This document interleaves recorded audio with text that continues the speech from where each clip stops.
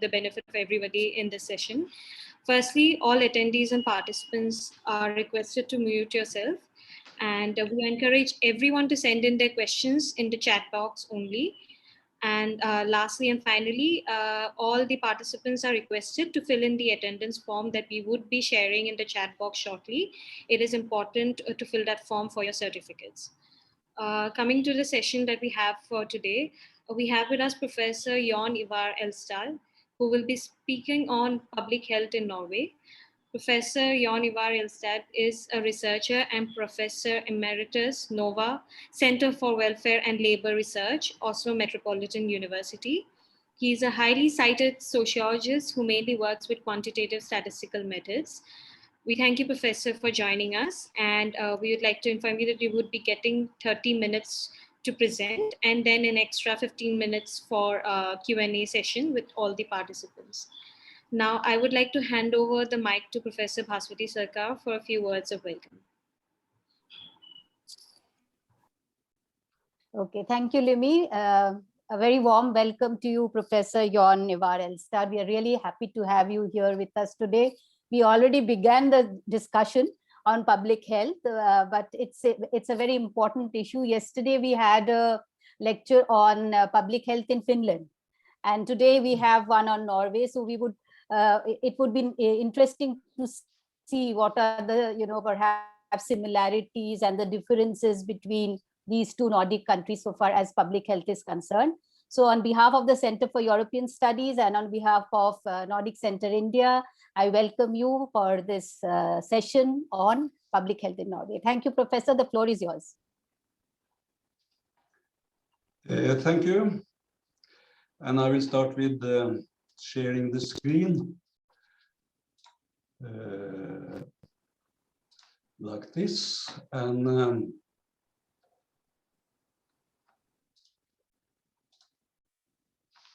does this look good? Yes. Very good.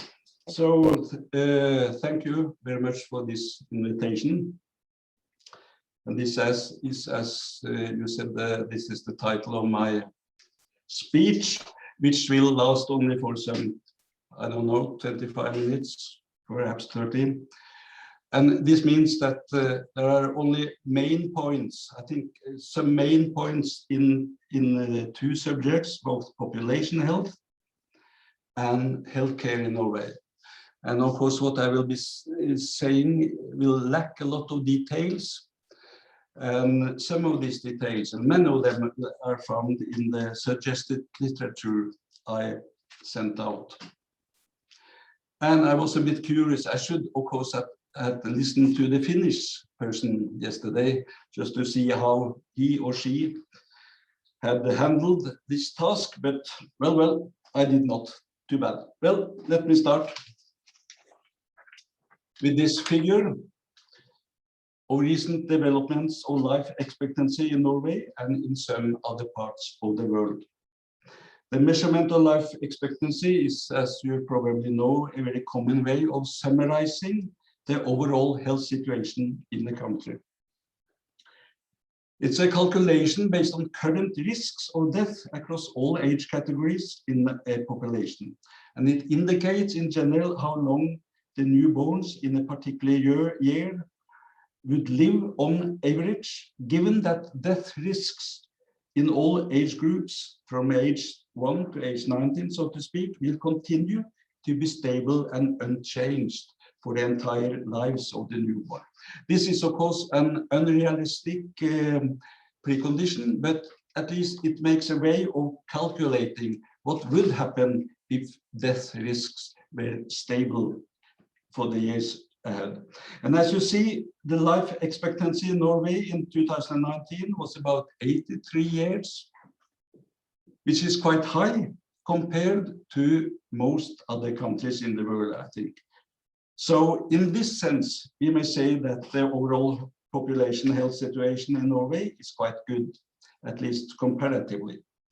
But as you can see, Norway is not at all at this life expectancy top ranking in the world. Japan is higher, and so are A few countries in South Europe, for instance, Italy and Spain, and Asian countries such as South Korea and Singapore have higher life expectancy than Norway. And a noteworthy thing in this picture is furthermore that life expectancy has generally been increasing for many decades in most parts of the world. In India, for instance, as you see, it rose by about 10 years since the mid-1990s. And the figure suggests also that there's been a tendency towards a convergence in life expectancy in the world during the last, during many decades, really. In 1995, for instance, the difference between Japan and the world average was 14 years. Now it is about 11 years. And as a background for this secular rise in life expectancy, we can use the common idea in epidemiological and demographic research that in many countries there has been they pass through phases, different stages, historical stages in the development of population health.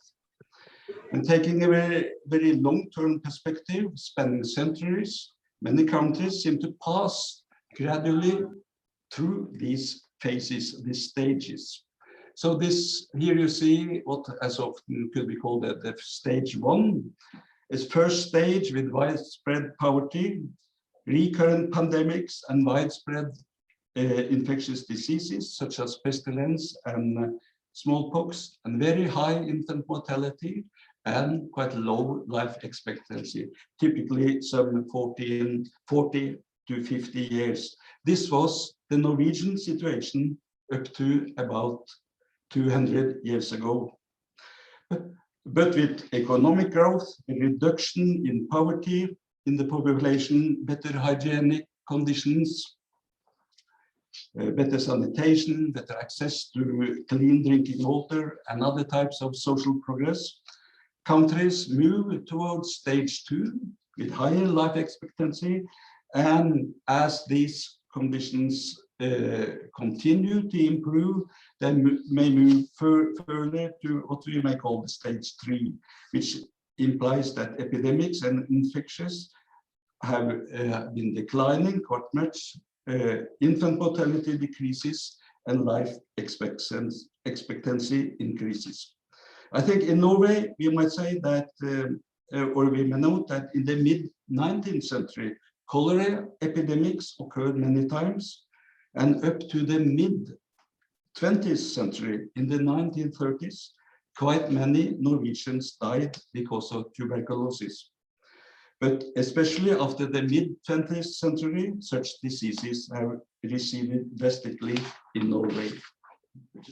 And this may be well known for you, maybe, but I think I will just say it nevertheless, that population health reflects social determinants, such as poverty, distribution of material resources, working conditions, accidents, pollutions, whether society have safeguards and protects against difficulties because of unemployment and income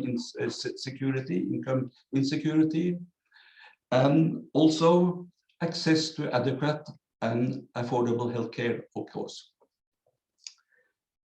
But I would say that up to the first part of the 20th century, healthcare in the narrow sense had little impact on the development of population health in Norway. Rather, social progress in the wider sense was the main determinants of improved population health, and not medications and what the doctors did. At present, we may say that Norway is in a kind of fourth stage in this, among these historical stages of population health. The basis for this stage is further economic and social progress. In comparative perspective, Norway is now a quite affluent country. The average Norwegian enjoys a much higher material standard of living than 30 to 50 years ago. And society is dominated by a welfare state which provides educational opportunities, many forms of social security, and a large system of healthcare. And in this stage, infant mortality is very low. Currently, about 99.7% of all newborns survive their first year. Deaths among children and young adults also occur much more seldom than earlier. And the great majority of those who die are above the age of 70, even above the age of 80. The latest figures from 2019, which I looked up upon, it said that about 45% of all deaths was among people who were above 85 years old. And deaths from infectious diseases occur quite seldom. Traffic deaths, which were numerous some 50 years ago, have steadily decreased. And most deaths now are due to chronic diseases, typically heart diseases and other cardiovascular diseases, and also cancers cause a large number of deaths.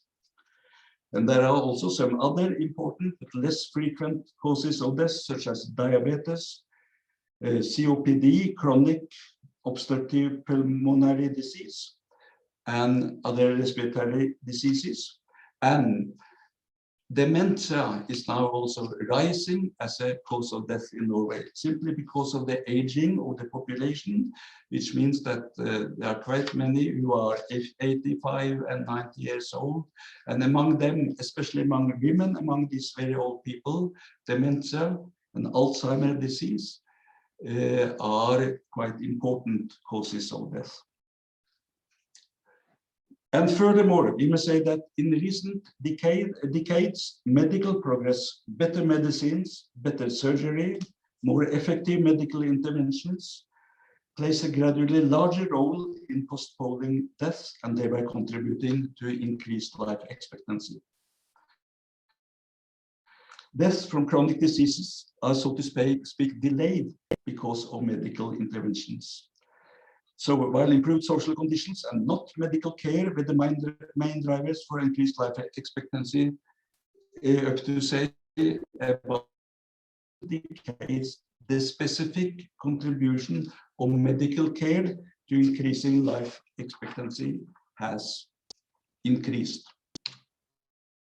But this so-called fourth stage does certainly not imply that population health in Norway is unproblematic. There are a number of population health challenges which persist and to some extent even increase. The aging population are above the age of 67. This means large demands for health care, since the elderly are much more likely to suffer from chronic diseases. And although cardiovascular diseases have been in decline since the 1970s, there are still a major cause of death from middle age and later in life. Cancer incidents have generally not decreased, and lung cancer, smoking used to be very widespread, but has declined. But lung cancer is still a very large cause of death.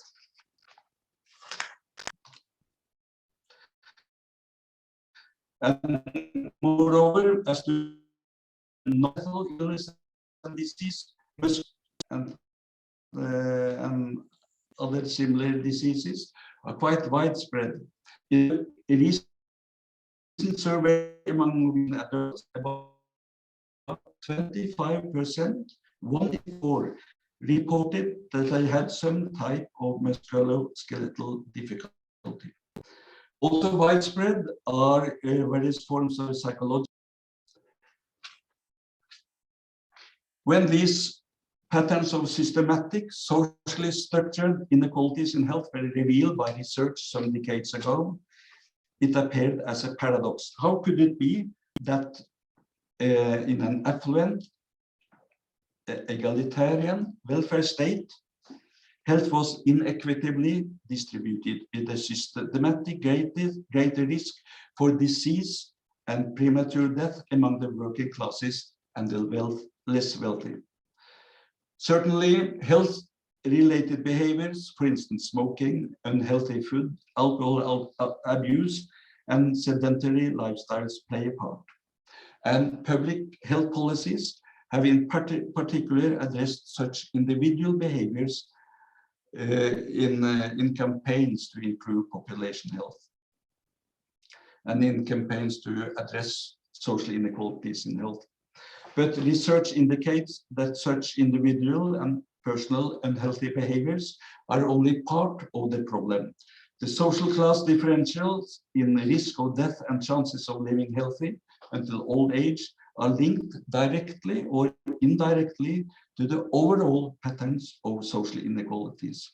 Thus, although workers and low educated in Norway do seldom experience dire poverty, their placement in society with relatively low income, more difficult working conditions, higher chances of experiencing stressful events such as employment, and a relative lack of resources in terms of money, knowledge, and beneficial social networks. All these things make them more susceptible for a deteriorated health. And worse, so to speak, these patterns of social inequalities in health do not appear to diminish. These patterns have been researched for several decades, and it seems that the systematic social class differences in health on average persist and even widen in some aspects. And this is a worrying aspect of Norwegian population health today. A few words about the COVID-19 epidemic in Norway. It has, as you know, affected the whole world and very severely. And how has Norway fared? Actually, comparatively well. This was the number of COVID-19 deaths per million inhabitants since the start of the pandemic. Norway, together with some other Nordic countries such as Denmark and Finland, has had, at least up to now, one of the lowest death rates due to COVID-19 in Europe. However, the situation differs between the Nordic countries, as Sweden, a Nordic welfare state with many similarities to Norway, has been much more severely hit by COVID deaths than the other Nordic countries. And the rates of COVID deaths in other places or other parts of Europe has generally been worse than in Norway, Denmark, Finland, and Iceland. But the COVID-19 pandemic was a kind of health shock in Norway.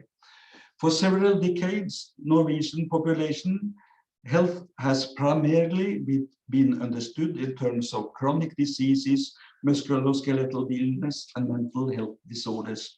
Thus, the population health situation appeared as calm and predictable, but then suddenly, so to speak, a large, potentially deadly infectious pandemic entered.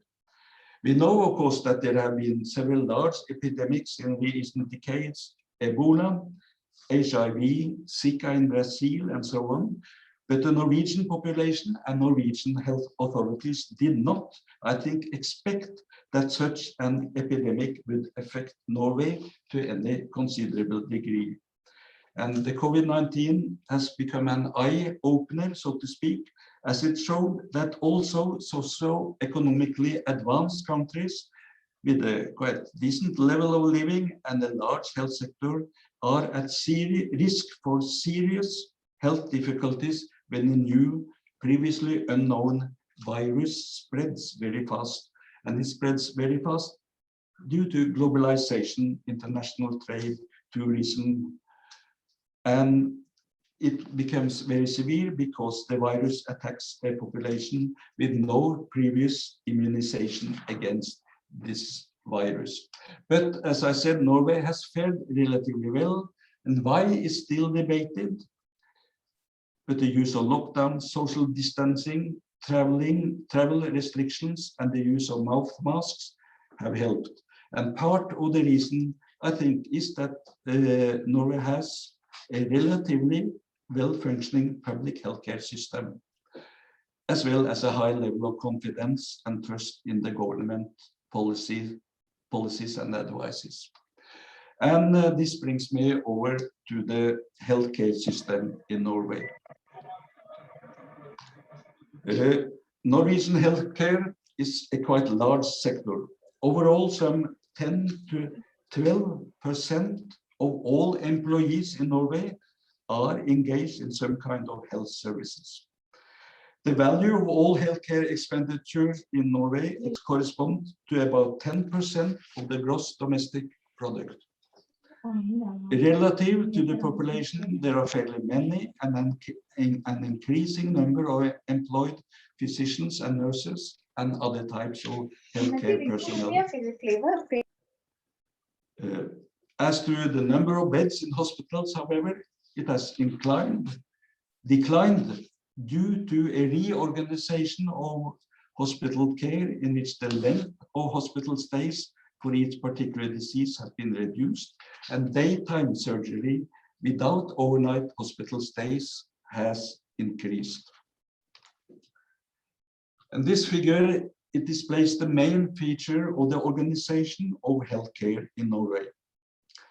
It is basically a three-level system, a three-tier system. In short, the central government owns and manages the hospital sector, while the many municipalities, today they number about 350, they are responsible for organizing primary healthcare in terms of general practitioners, physiotherapists, psychologists, school nurses, and some other services.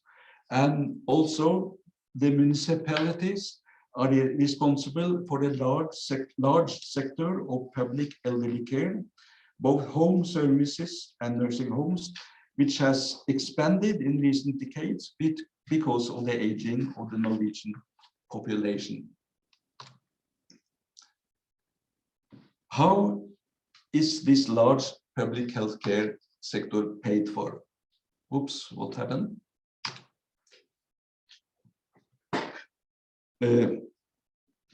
The Nordic welfare state model implies that the state should be responsible for the enhancement of population health and responsible for securing good and affordable access to all needed health services. Thus, healthcare in Norway is primarily a public sector. As stated in this picture, currently about 86% of all health expenditures in Norway are covered for and paid for by public budgets, by the central government budget, by county budgets, and by municipal budgets. And that leaves about 14% of all healthcare expenditures to be covered somehow by private sources, so-called out-of-pocket expenses or co-payments, that is the individual patient pays to the healthcare provider with his or her own private money. Thus, the healthcare sector is primarily paid by taxation, by the incomes to central government and municipalities from income taxation levied on all the inhabitants, and taxes on consumption, so-called value-added tax, and some, of course, some other types of taxation.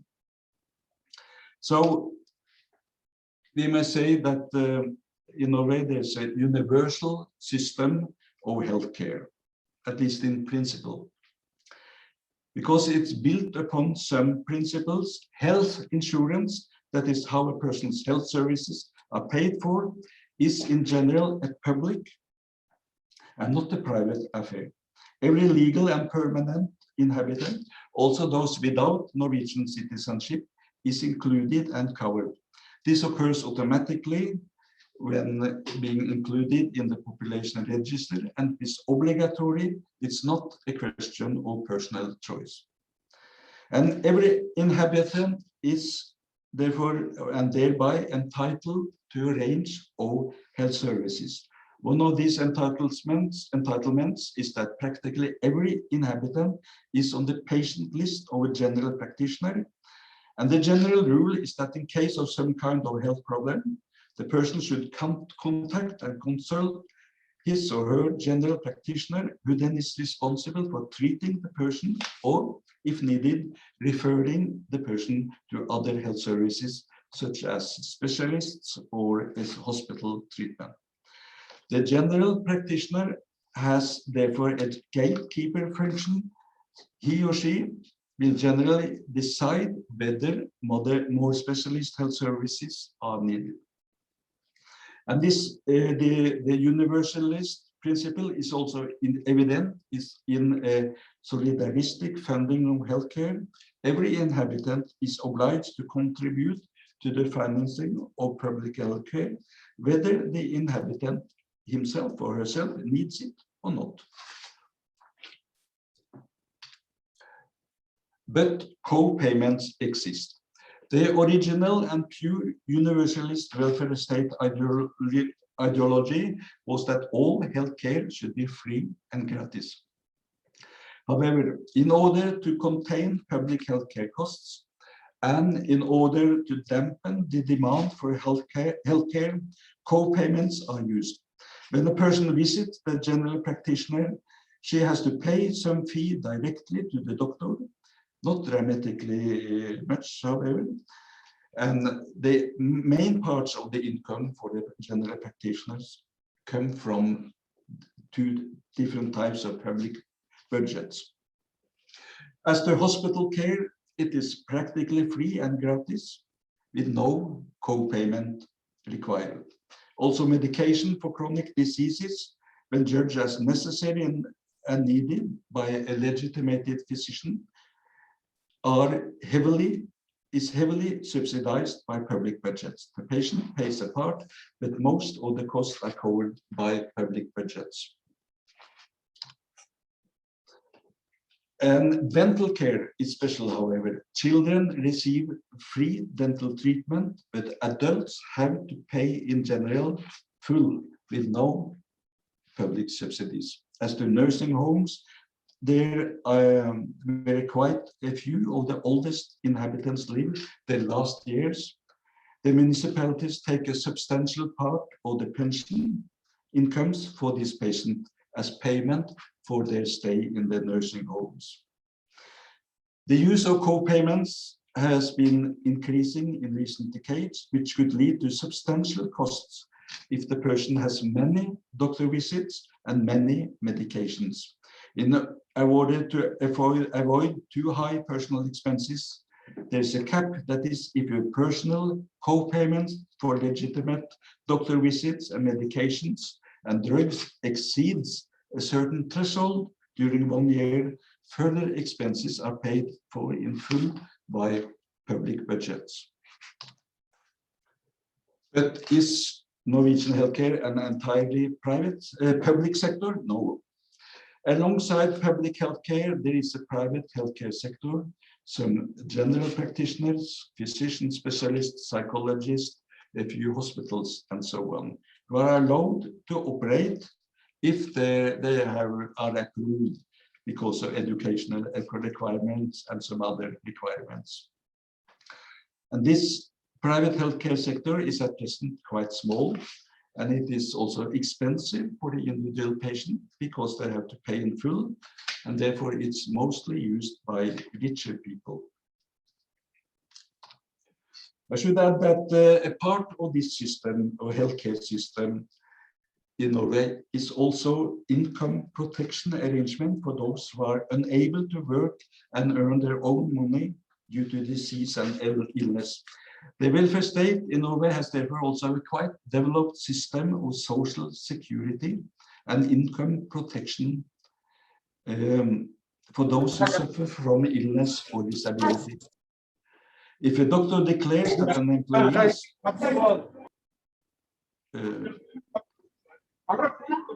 excuse me, there's some noise on the line. If a doctor declares that an employee is unable to work due to disease or illness, the employee is entitled to sickness benefits up to 1 year, equal to his or her former wages or salaries, implying that the employee who are sick will not necessarily experience reduced income due to the sickness for at least for 1 year. Those who are persistently unable to work due to long-standing health problems, the disability pension will correspond to about 2/3 of the former wages.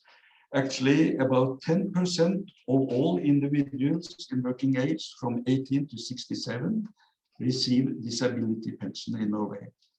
Most of them are middle-aged or older, of course, in their 50s or 60s. The healthcare and welfare system in Norway is generally supported by the great majority of population.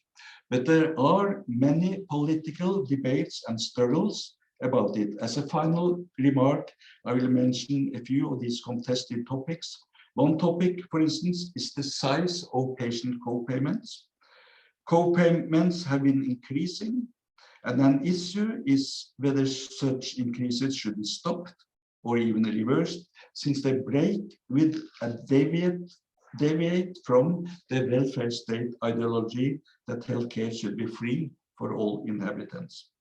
Another issue is the structure of the hospital sector, where some argue that large centralized hospitals are necessary for good medical quality, while others claim that the smaller hospitals spread around, so to speak, in the less populated regions are needed for the health security of the local population.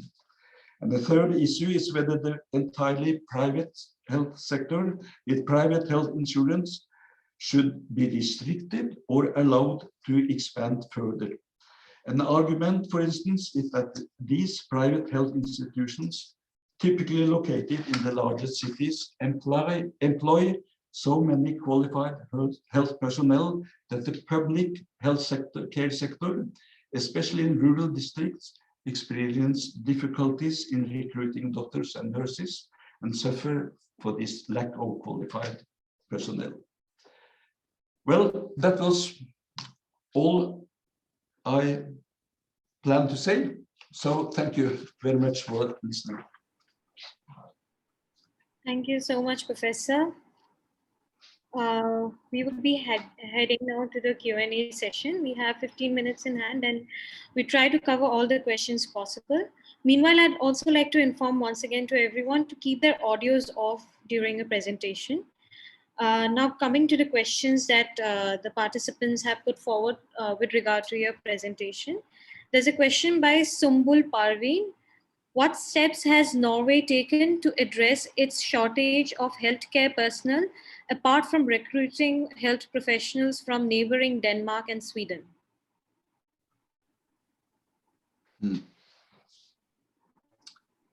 I think that was a difficult question, which I'm not very prepared to answer. I know that there are recruitment from abroad, and there are also efforts to expand the education within Norway. And I know that there are recruitment of healthcare personnel, not only from the neighboring Nordic countries, but also from much more far away countries. For instance, nurses from Philippines. Quite a few of them work in Norway, I know. So, and as to doctors, the medical schools in Norway have not been they are not been large enough to secure the number of doctors which are needed in healthcare services. So a lot of medical students in Norway, they do actually get their education from abroad, from Poland, for instance, and from Hungary, and even from Australia. So yeah, I don't think I can say much more about this. We'll move on to the next question. There's a question by Sayantan Ghoshal.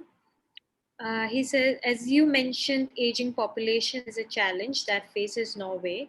In this context, what do you think has been the main reason behind the steep decline in the total fertility rates in the country, especially post-2010? If I understood it, the question was, what are the reasons for the fertility decline in Norway? post 2010. Yeah. Yeah, I think I should have received this question on beforehand, and then I could try at least to prepare answers, because but the fertility issue is rising in Norway, because actually I know that up to at least 10 years ago, fertility rates in Norway was at least high enough to keep the population. As you know, it should be 2.1 child born from the average women, and up to about, I think, 2010, that level was not far away in Norway, and that was, so to speak, better than in many other parts of Europe, especially South and Eastern Europe. But after that, during the last 10 years, the fertility rate has declined quite much. And the reasons behind that is much discussed, I know, but I don't think anyone are able to say just exactly why. It has been, I know it has been discussed whether it should be more welfare support for women, for instance, longer periods with full page when a woman gives birth, and more transfer of money to families with children and things like that. But I know there are also people who say that it's not really, or at least only partly, a money problem, because there are some trends about how women like to live their lives, and also a rising age of marriage and things like that.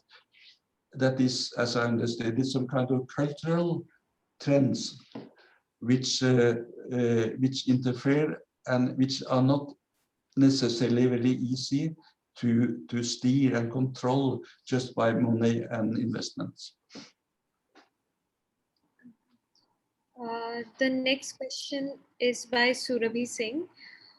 She says most of the deaths in Norway are caused due to lifestyle diseases.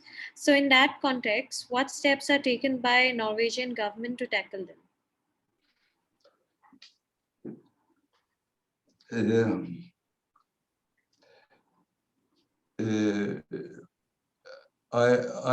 I'm not always certain that it's correct to say that most deaths are lifestyle. They are caused by lifestyles. In some way, they are, of course, because they are linked to the whole complex of how people live their lives at work, in the home, at what they eat, and things like that, all through the lives.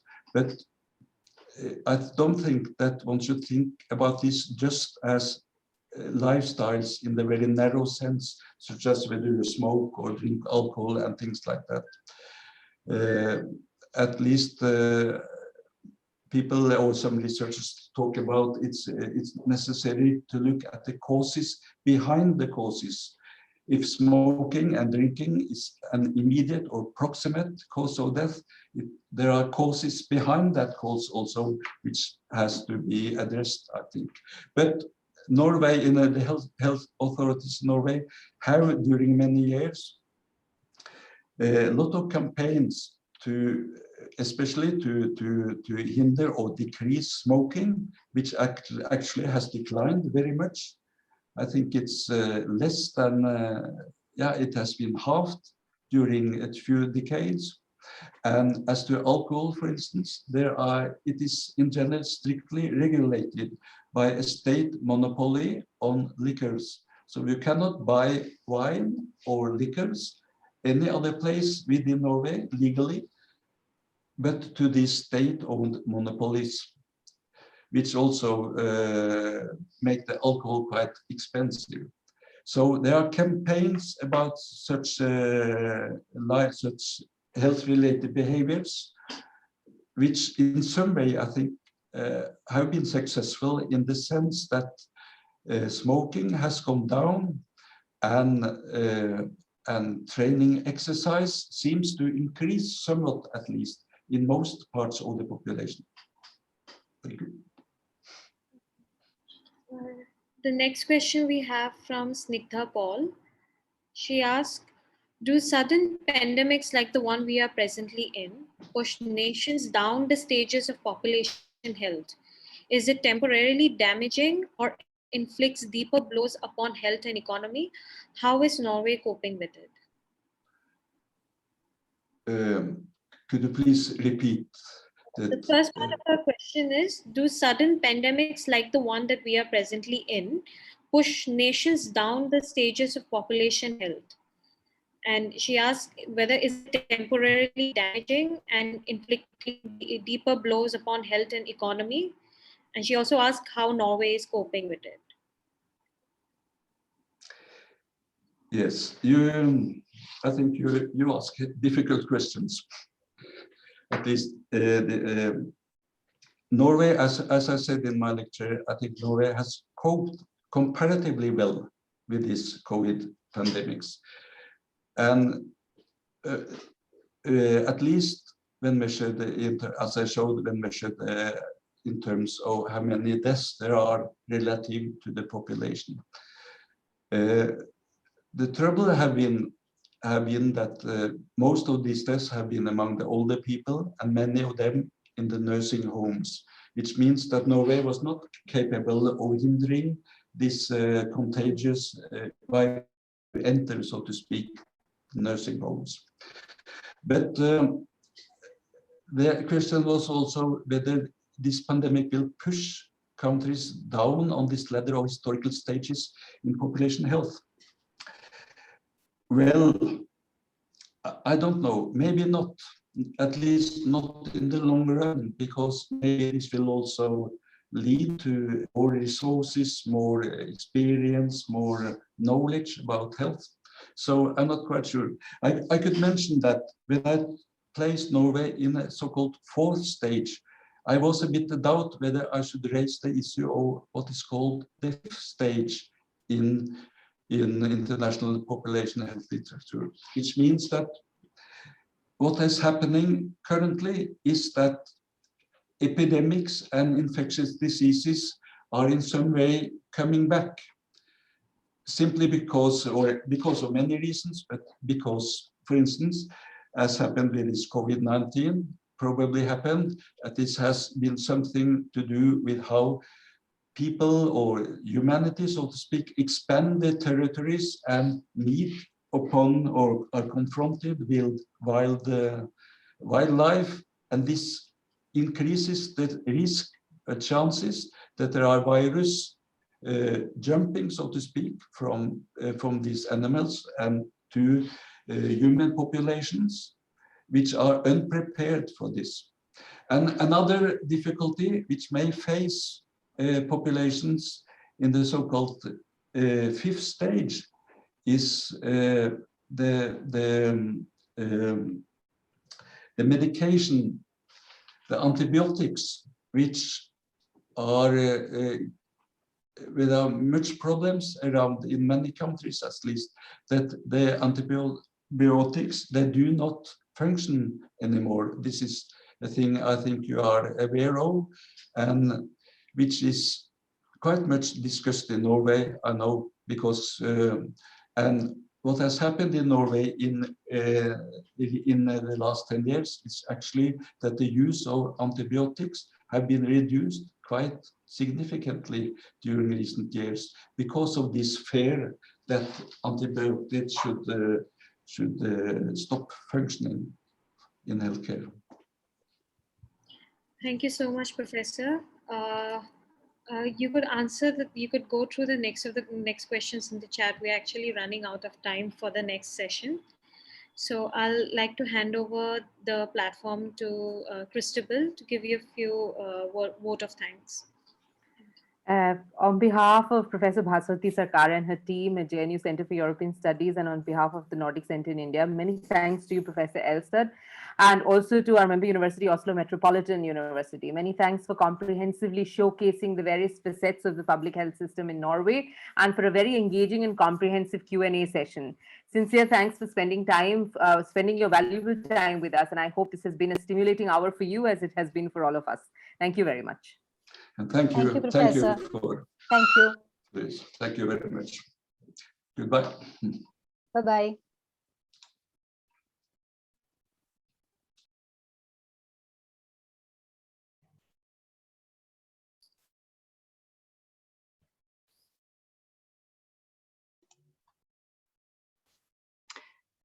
Okay.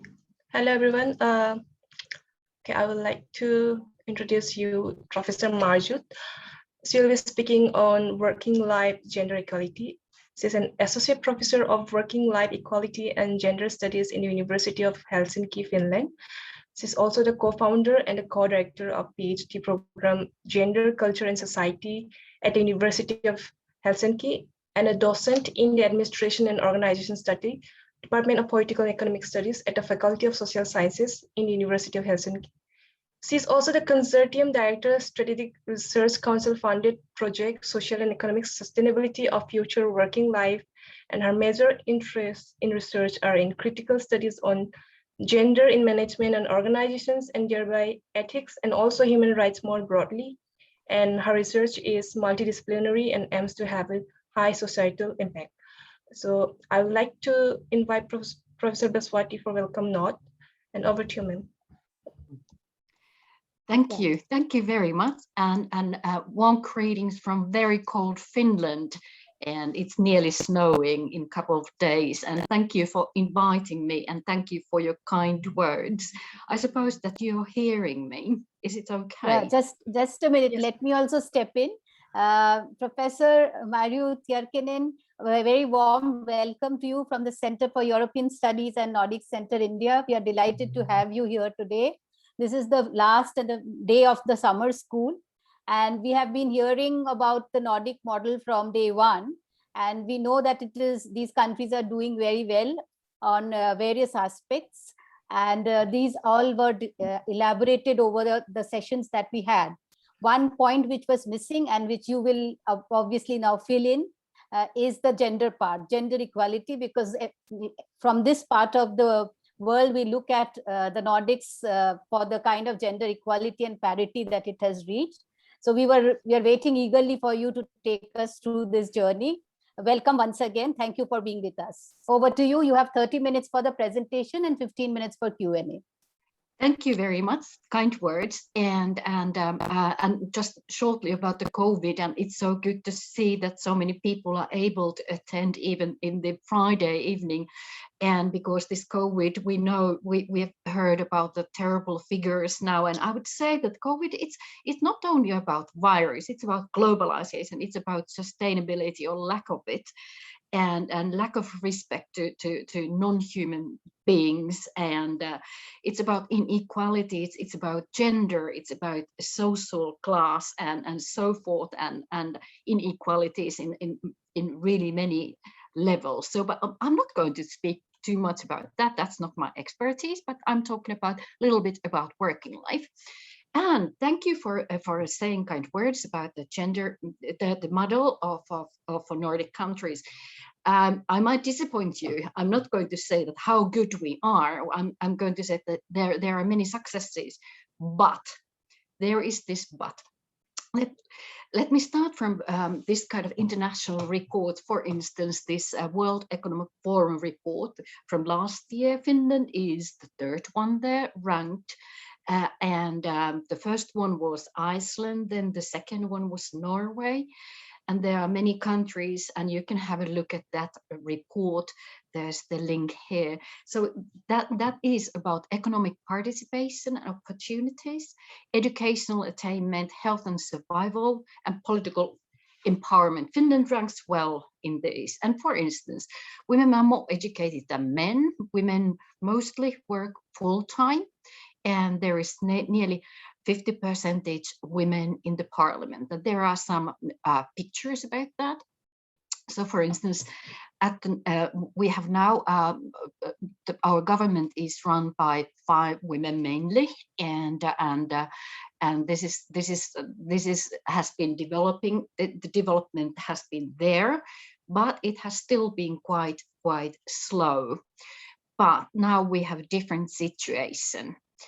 But this is the second part. The progress has been slow, and it has taken tremendous efforts by very many politicians, women's movement, gender equality officers, so forth, the whole society, in order that we have progressed to this point.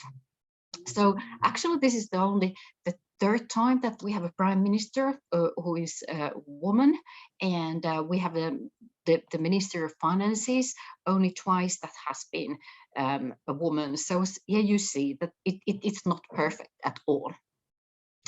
But then I'm talking about a little bit about feminist working life studies. So my point is that I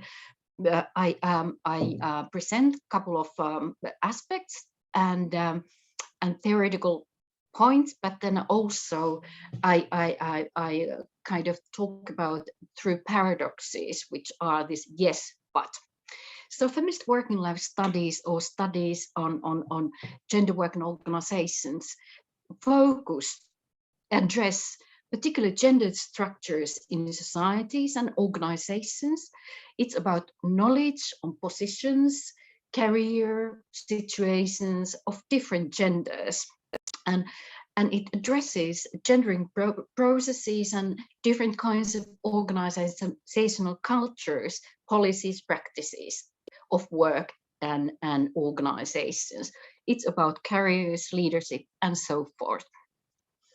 So I'm actually, this is the one that I sent this classical journal article by Joan Acker, and she has written already 40 years ago, actually, about gender class and organizations, and what she's speaking about gendering, what takes place in organizations, meaning that there are this kind of processes that process gendered social structures. So she says, I read this, it means that there are advantage and disadvantage, exploitation and control, action and emotion, meaning and identity. These are patterned through and in terms of a distinction between male and female, masculine and feminine. Gender is not an addition to ongoing processes conceived as gender neutral. Rather, it's an integral part of those processes which cannot be properly understood without an analysis of gender. And what she means about gendering processes, how they take place in organizations. So she has 5 main points. So firstly, she addresses about divisions along different kinds of lines of gender, meaning that there are divisions of labor in organization, what kind of behaviors are allowed for women or for men or other genders. What about the locations of physical spaces, how they are separated or delivered in organizations. It is about power and how this kind of power relations are maintained and reconstructed in labor markets, in the families, in the state, in many social structures, so to speak. Secondly, Joan Acker points out that the importance of symbols and images, how when we, for instance, enter an international company, how is it divided, who has the biggest working rooms, what kind of artifacts there are, for instance, what that says that what this company is about, and it's quite often very strictly gendered still nowadays. Thirdly, it's about interactions. How and where does the supremacy lies, and what kind of subordinations and coalitions there are? How, for instance, in the meetings, how are people interrupted? What is the space? Who sets the agenda? These are embedded in many organizations. Fourthly, Joan Acker has pointed out that there is also issues about individual identity. What is appropriate language that we use? what kind of expectations there are for clothing or self-representation, what kind of sound of or tone of or is allowed for women, or what is expected that of men and other genders. And fifthly, the fifth one, which keeps this ongoing, is the logics of operation that actually looks gender neutral, but is not actually that. So I go through, I walk you through some paradoxes, what are also, and my context is now Finland. So a paradox can be understood as consisting of contradictory yet interrelated elements. They seem logical in isolation when we look at them separately, but they are irrational when they appear simultaneously. So this simultaneous presence of contradictions, even mutually exclusive elements, is when we look some phenomenon through paradoxes, and there are 5 of them that I pointed out. I probably could have found 10 more, but these are the main that I thought that might be of interest for you in looking at the Finnish context and working life. Firstly, so there's a very strong assumption of gender neutrality in our legislation and so forth, but vice versa. There are many lacks in gender equality, such as many gendered processes in work organizations and organizational cultures. So there is an assumption that the organizations are asexual or genderless, and when we enter to working place, that there is no issues about we are all equal there and blah blah blah, and this is not true. There is a quite strong male norm of a worker, and particularly of a leader. So what could be called WHAM, white, heterosexual, Anglo-Saxon male. And then there is aspects of gender and sexual identity that are part of the interaction in organizations and behaviors at work. And as I said, there is also expectations about dressing up, use of voice and space. These aspects are also embodied in our working life, everyday context. So here is, and the source is statistics, Finland. I'm not going through of that, but so Finland is approximately 5.5 million. So we are a very small country in that sense. And there are quite many sort of like successes, let's say that like the educational level or so forth. And for instance, employment rate of people here, both men and women, and so forth. But then there are also kind of aspects that has not really progressed. And I walk you through some of them. So the second paradox I want to introduce or debate is that it's quite difficult for us to admit that there are problems in our own organizations, and we don't necessarily see them. Vice versa, then there is a lot of knowledge through gender research and other research, and then there are also many obligations set by this legislation. And this is this picture is about, sorry, this is in Finnish, but it says there up there that it's important to reveal hidden structures. And you know about glass ceiling, that has been debated already many decades, and it's a metaphor for these unseen structures that often particularly women encounter, but also other genders and also other groups. So then there is this man who says that, oh, I don't see any glass ceilings or no problems, we are all equal here. But on the other hand, his colleague obviously is not agreeing with him, but probably has met all kinds of hurdles in her career. So when thinking about the gender-based discrimination, it's not necessarily always intentional. People are not necessarily always want to harm other people, but still it's harmful. And it's difficult to recognize if we don't have any personal experiences. And then there are in organizations, we can think about that there is that kind of structures, that there is about homosociality, meaning that we tend to like people, we like to hire people who are approximately similar than ourselves. So it makes exclusive practices quite often taking place. There might be so-called old boys clubs.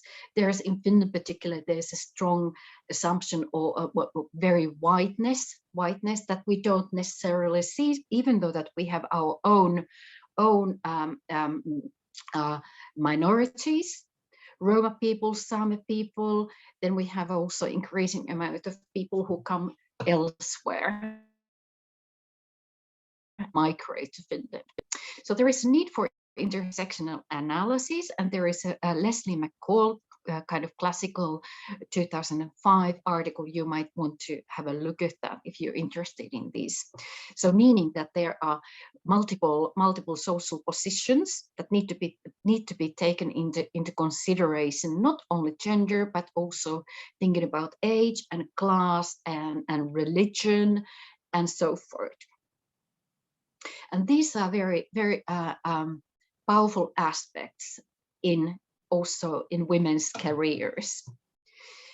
And thinking about discrimination, we can say that there is an overt, sort of like open discrimination, but there are more covert forms of discrimination, and these are very difficult to tackle and very difficult to see.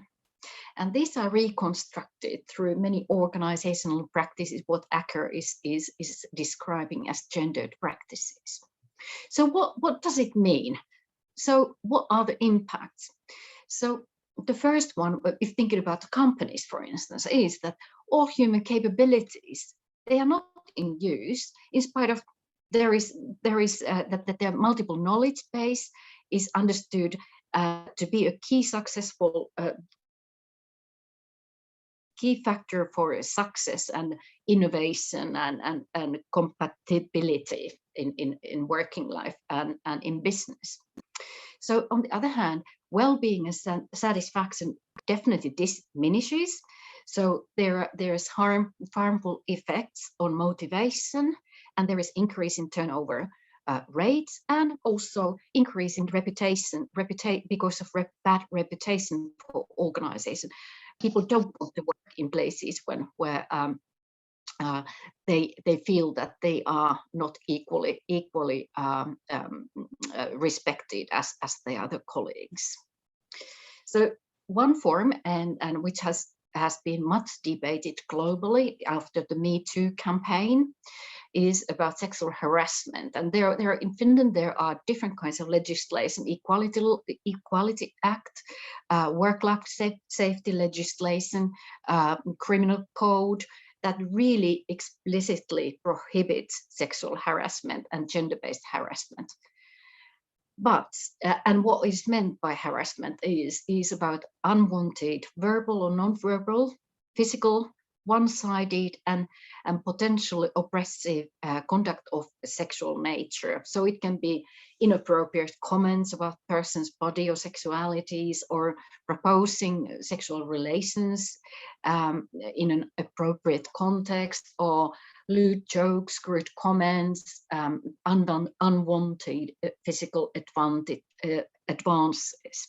So, and this is probably very also debated much in different countries, also in India. So there are statistics. There's statistics of Finland, and there are examples. Finland actually has been very often, regularly been pointed out that the Committee on Women's Rights, that the violence against women is a big problem, and the Finnish authorities have not been able to prevent that. So there are, as you see, there are in the bottom line here, in 2 years' time, nearly 40% of women report that they have encountered sexual harassment, compared with 17% of men who report that. And there are different kinds of forms of harassment that takes place. And then there are another figure about hate speech, which is very common in many countries, increasing because of social media, because of the discussion cultures are changing, because of many reasons. And this gender equality barometer from 2017. This is the first time when hate speech is looked at, and as you can see, there are quite many forms and where this kind of hate speech takes place, and also it takes place in both in leisure time, but also in the context of workplace. And this is very common when thinking about women politicians, researchers, media people, and very many of us, I suppose, that have that kind of experiences, unfortunately, and that has not been tackled well enough. This my third paradox is that, as I mentioned, women are really highly educated. Actually, more doctoral theses are nowadays done by women compared to men. And women possess manifold expertise, vice versa, that the women quite often might climb to so-called middle management positions, in particular in women-dominated areas, but very few in top management and leadership, in particularly in business life. So there are issues about segregation, both horizontal and vertical, that are actually, Finland is, I think, that the fifth worst situated in this aspect. Thinking about this segregation of horizontal and what is education, and where young girls and where young boys end up in their educational paths. So you see there are, for instance, like construction or electricity, agriculture, forestry, and so forth, information, IT, and they are quite strongly so-called men-dominated compared to health and social care, hospitality, industry, education, arts, and so forth. So there's a very strong horizontal segregation of workplaces. And these are examples also about the vertical segregation. So if we think about, for instance, like the board members of listed companies, there's only one third of women there compared to men, and also managing directors or the board directors. So it has increased, but quite slowly.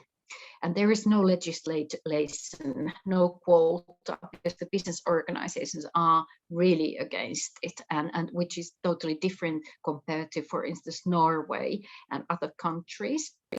But the situation is a bit better in state-owned companies, and this is also because of kind of informal quota.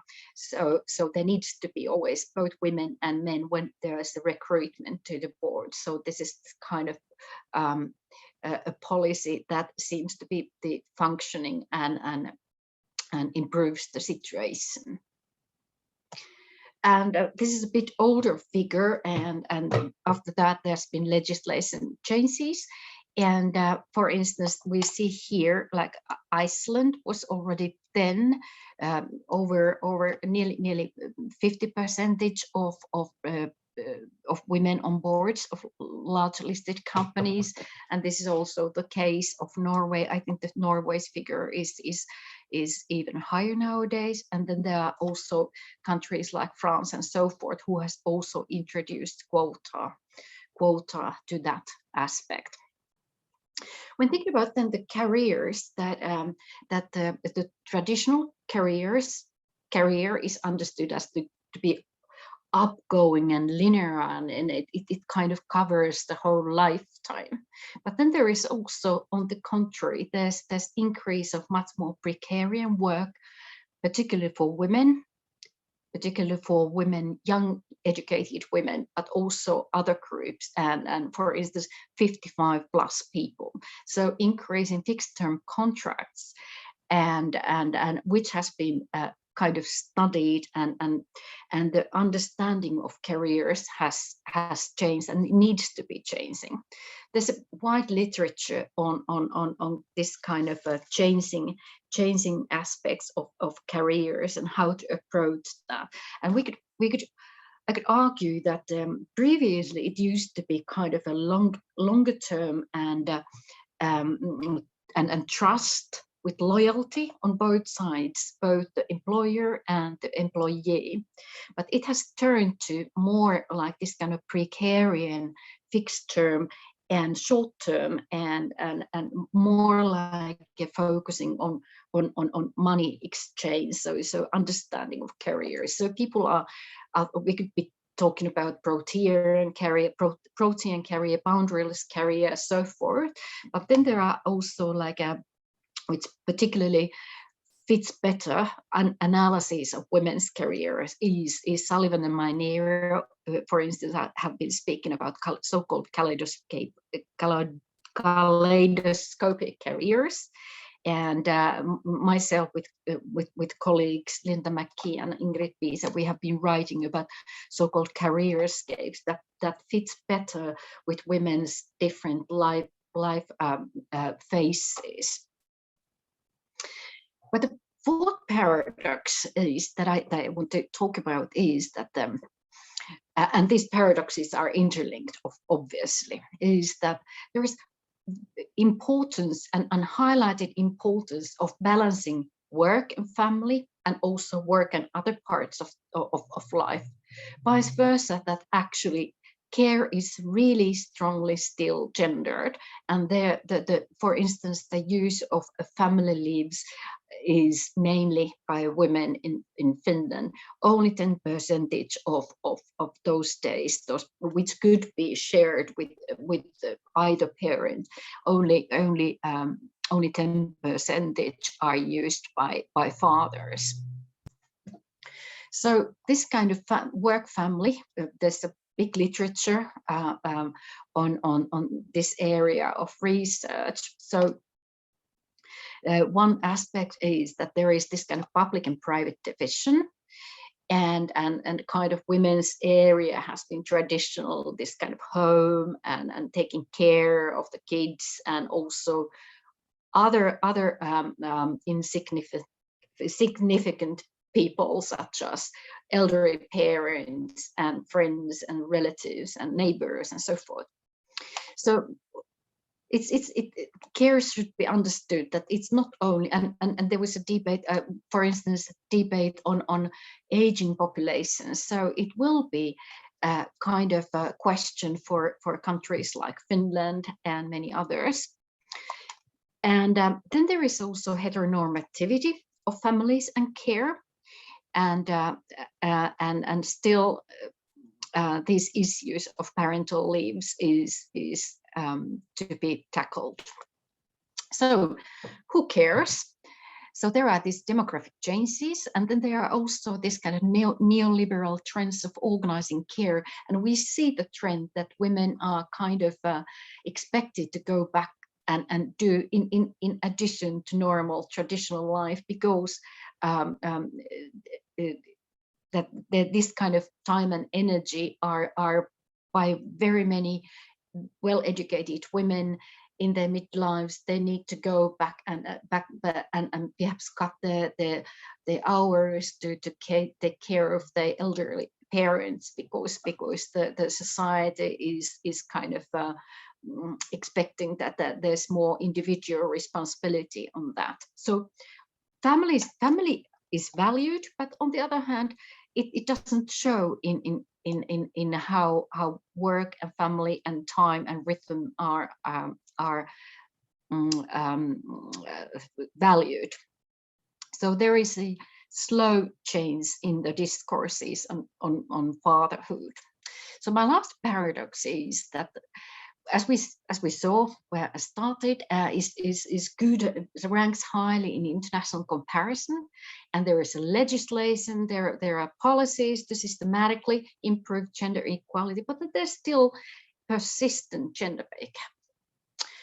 And of course, I'll share these slides with you afterwards. So I'm not going into details because I'm running out of time. But still, the gender pay gap is the €1 for men is approximately 84 cents for women.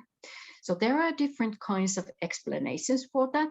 But anyways, so 10% of this is totally unexplained. So there are reasons, for instance, this gendering of management and supervision, and this unpaid work by women, career interruptions, long family leaves, and segregation, and actual paid discrimination systematically done like that.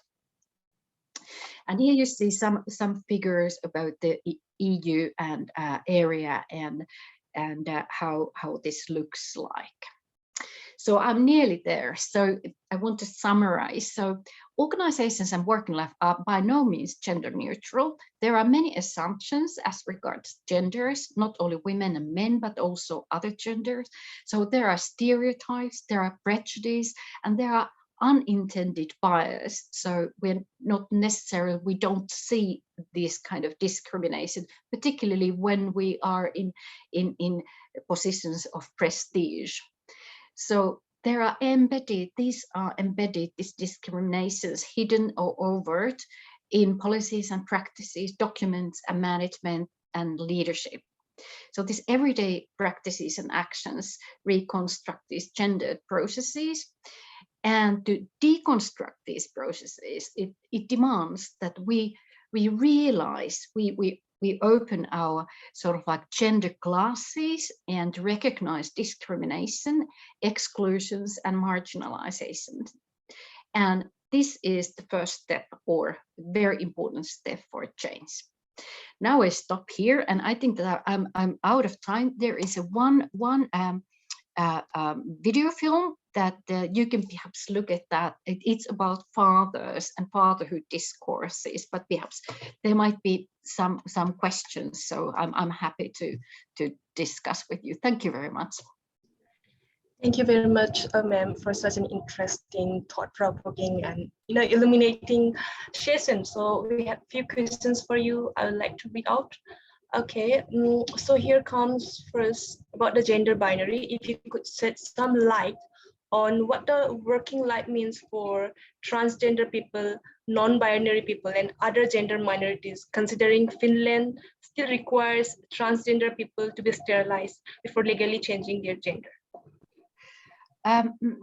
So I'm trying to find it in writing, so I could. But the question about gender. So because of this, as you saw, there quite much of the statistical data is about women and men, but this binary, we are slowly starting to overcome that.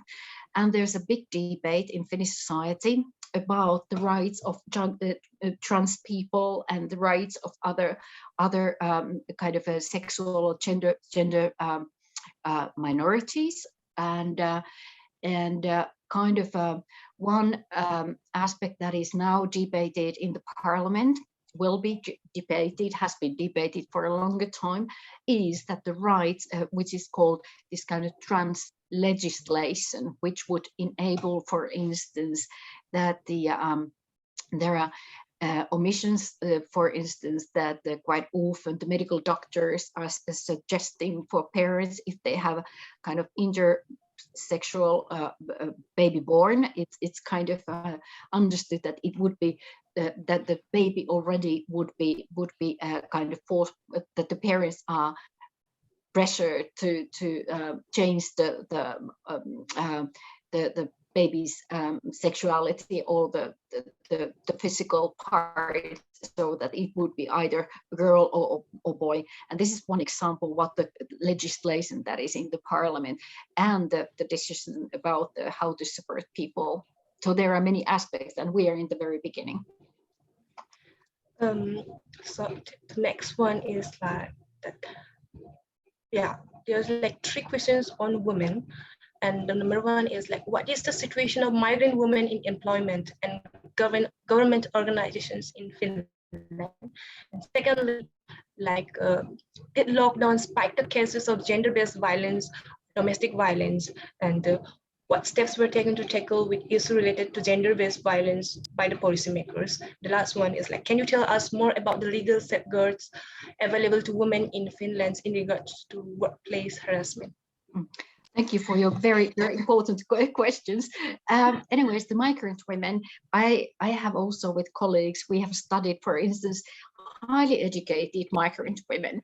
And as you probably know, the Finland differs from other Nordic countries, and not in a good sense, because Finland has been very restrictive about migration, and of those who have migrated for whatever reason, quite often it's not only asylum seeking, but it's about the partner's work or one's own work or love, marriage or something like that. And migrant women, even though that they are highly educated, they're very seldom in positions of power. For instance, in Helsinki, we have now had a Nasima Razmir, who is from Afghanistan, as a vice,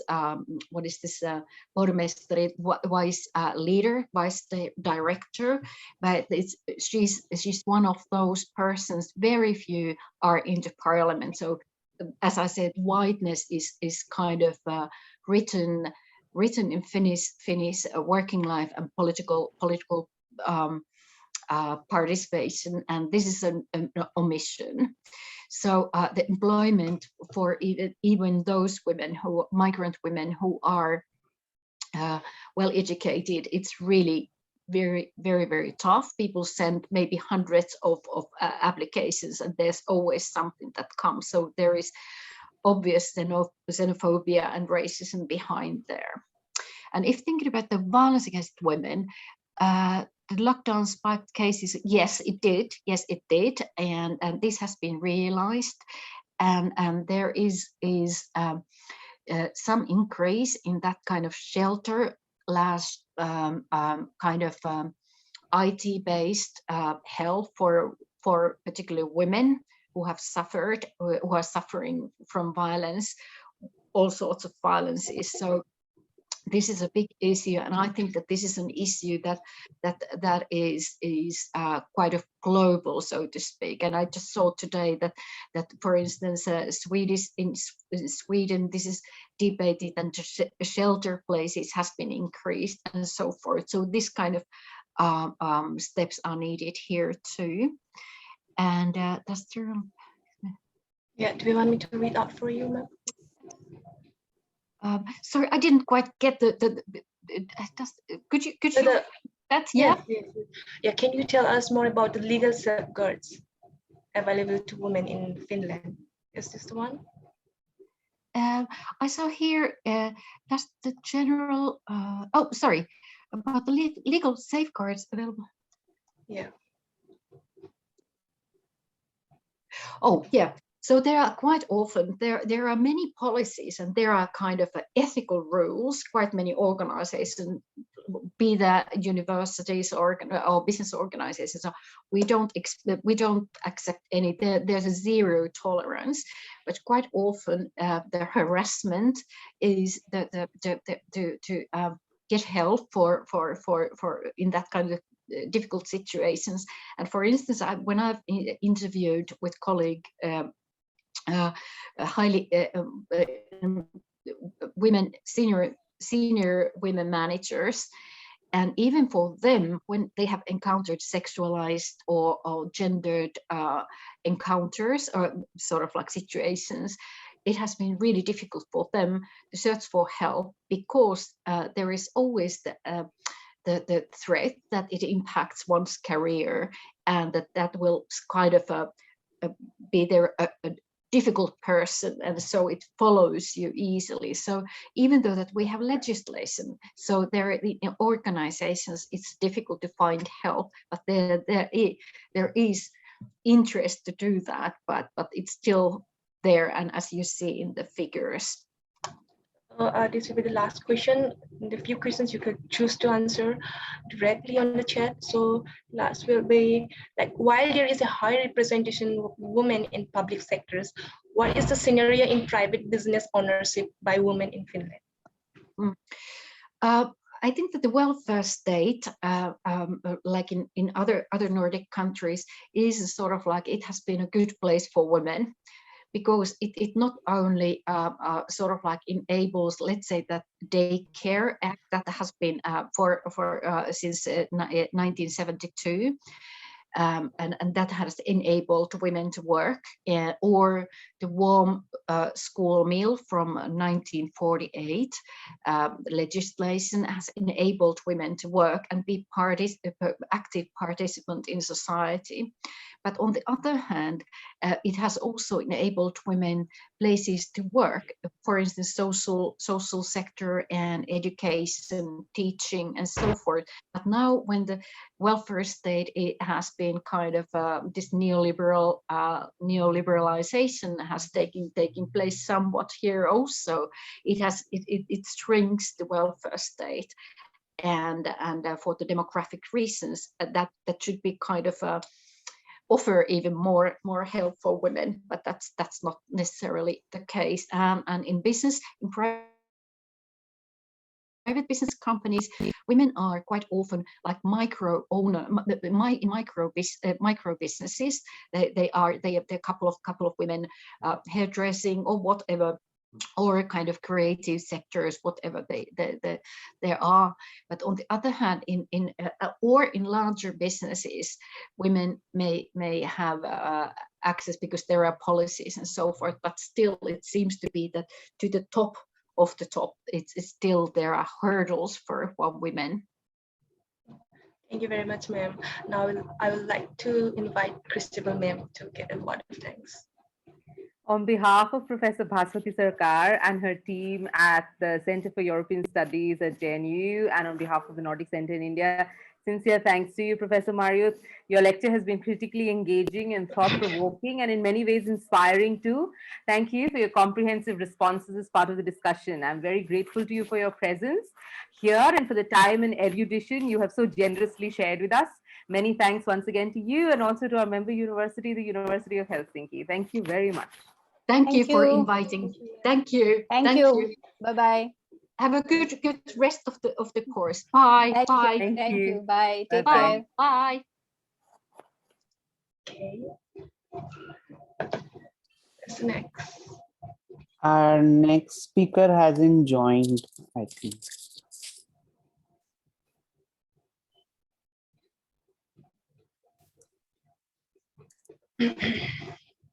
So we can have a 5-minute break probably. Yeah, maybe. Let me check.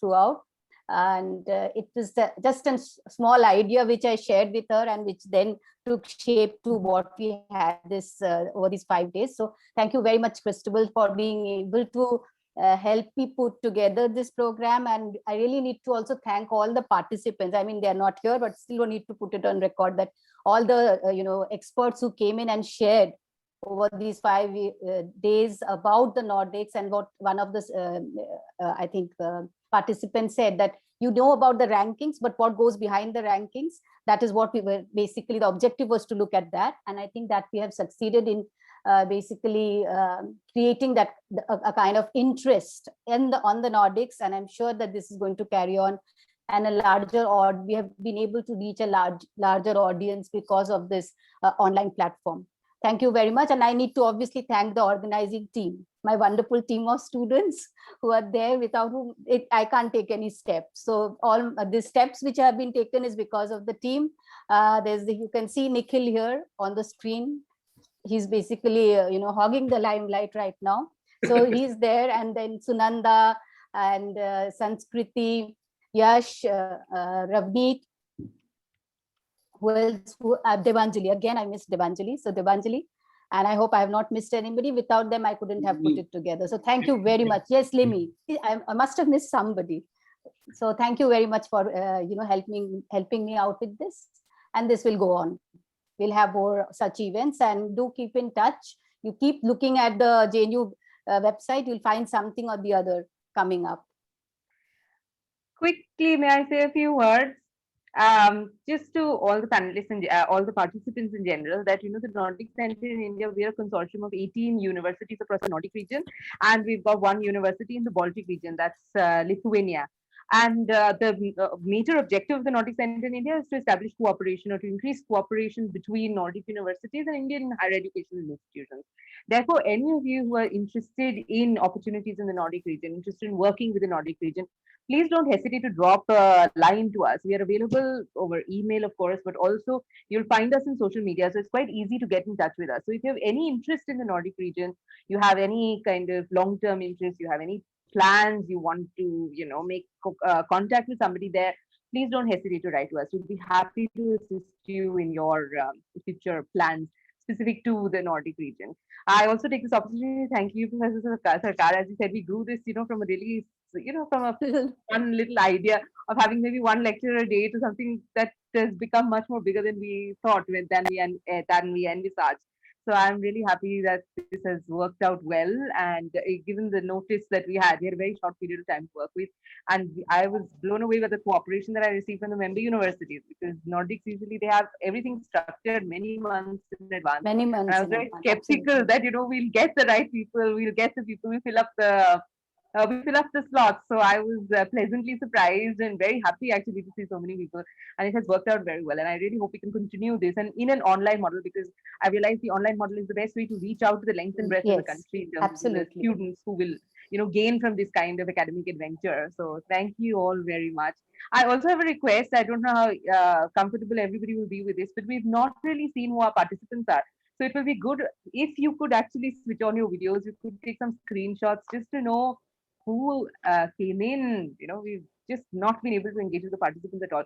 I don't know if you're comfortable with it, but it's very nice to have everybody's videos on. We could take a few screenshots just to know who is there. Would that be okay with everybody?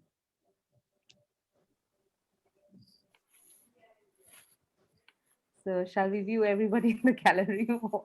So nice. Can I take a picture as well? You are still there with us. I'm still there. Great. I'm not giving up. That's great. That's great. That's so great. Okay. I'll take a picture and put it on social media if it's okay. That's very cool. So the honest truth is, it's so exciting to be part of this, because I'm part of a University of Oslo initiative called UIO Nordic, and it's a cross-disciplinary initiative to encourage critical research on the Nordic region. And it's always so exciting when people from outside of the Nordic region actually want to interact and discuss, and it can be on the Nordic region, but in an international perspective, because that is really what increases our understanding. There's no point seeing a region in isolation and without understanding the transnational and international interactions that have taken place, because I think that's part of shaping the Nordic region as well. So it's super exciting that there is so much interest. So thank you again for including me in it. Well, thank you again for being part of this, and we will definitely carry this conversation forward. We'll plan some more activities, and we'll keep you in the loop, and we'll hope to do some joint work in the future. So we'll be in touch. Great, thank you very much. I want to make an announcement. Please sure, follow Nikhil. us on YouTube at Monnet JNU 2020. We are there. We'll be putting up Nordic Summer School videos, whichever we could record after the permission from the speaker, and we'll put them soon. We'll be also launching our website and we'll notify you for sure. And yeah, we are looking forward for more events. Yeah. Thank you, Nikhil. Okay, so I will log off and let you finish your program. So, but thank you again. It was lovely to meet you all. And bye-bye. Take care. Bye. Yeah, ma'am, I would like to add a few words for you and Christabel, ma'am. Thank you for giving us this opportunity, to explore our different potential, like what we can do, what can be done. Like it's a very new experience for me and maybe for a few of us. So thank you very much, ma'am, and Christabel, ma'am. Thank you, Sunanda. I was just blown away by how professional you guys were. It was so nice working with you. It's so I have a stellar event management team. Thank you, ma'am. ma'am. If you need any help, if you need any help, you know where to contact. And we are in demand, Christabel, from other JNU. So, yeah. This is a professional group now. Yeah, super smooth. I was just blown away. You've got everything under control. It's just so fascinating to find such a wonderful team that actually gets along so well together, because you can see that camaraderie between all of you as well. So it's just very nice to have such a positive group to work with. I've been super chuffed and super happy to come back every evening and sit for a couple of hours with you guys also. So thank you very much. Thank you. Thank you. Thank you, everyone. Thank you. Thank you. Thank you. Bye-bye. Take care, all of you. So I am finally ending the meeting then now. Thank you all. Yes. Thank you.